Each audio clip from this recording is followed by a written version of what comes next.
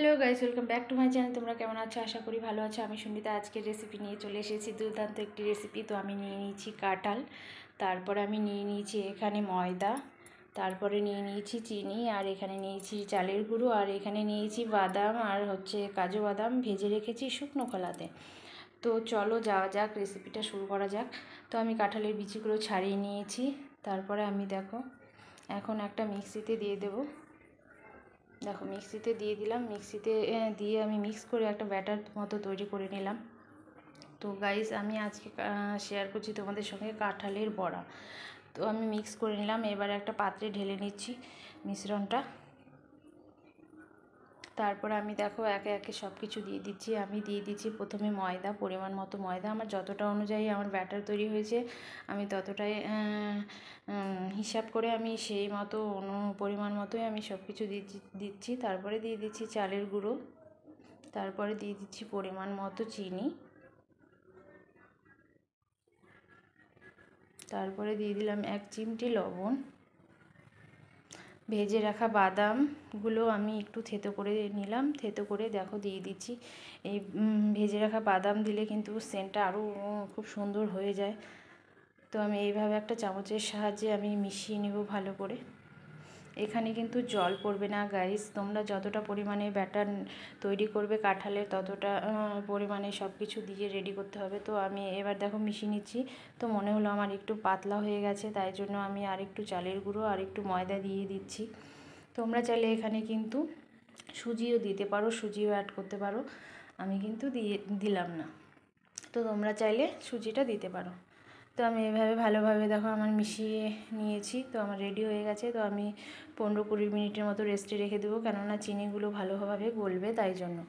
তারপরে আমি রান্নাঘরে চলে গেলাম। দেখো কড়াই বসিয়ে দিয়েছি, কড়াইয়ের মধ্যে তেল দিয়ে দিলাম সাদা তেল।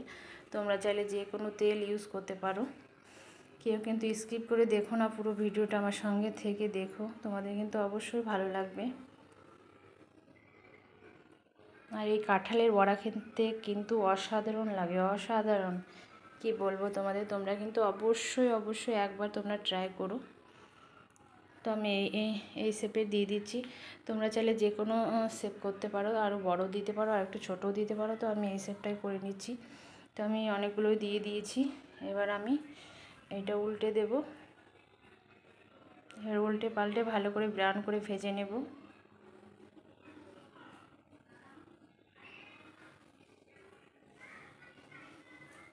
তো মোটামুটি আমার হয়ে গেছে। দেখো এবার আমি তুলে নেব।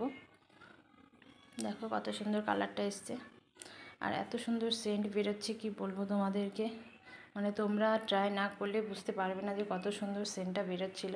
আর কাজু বাদাম আর ওই বাদামের গুঁড়োটা দিয়ে তো আরোই সেন্টটা মানে দ্বিগুণ হয়ে গেছে। তো আমি এইভাবেই সবগুলো বড়াই ভেজে নেব আস্তে আস্তে, মানে মিডিয়াম ফ্লেমে ভেজে নিচ্ছি। গ্যাসটা মিডিয়াম ফ্লেমে রেখেছি। তো এভাবে আস্তে আস্তে না ভাজলে ভেতরটা কাঁচা থাকবে, তাই জন্য আমি এইভাবে ভেজে নিচ্ছি। তেলটা আগে গরম করে নিতে হবে ভালো করে, তারপরে মিডিয়াম ফ্লেমে রাখতে হবে গ্যাসটা। তো কত সুন্দরভাবে দেখো আমি উল্টে পাল্টে এটা ব্রাউন করে ভেজে নেব, তারপরে আমি তুলে নেব। তো কেমন লাগলো গাইস অবশ্যই কমেন্টে জানিও, আর যারা নতুন দেখছো অবশ্যই চ্যানেলটিকে সাবস্ক্রাইব করে দিয়ে আমার পাশে থেকো। তো এই নতুন রেসিপিটি কেমন লাগলো অবশ্যই কমেন্ট বক্সে জানিও। সবাই খুব ভালো থেকো, সুস্থ থেকো।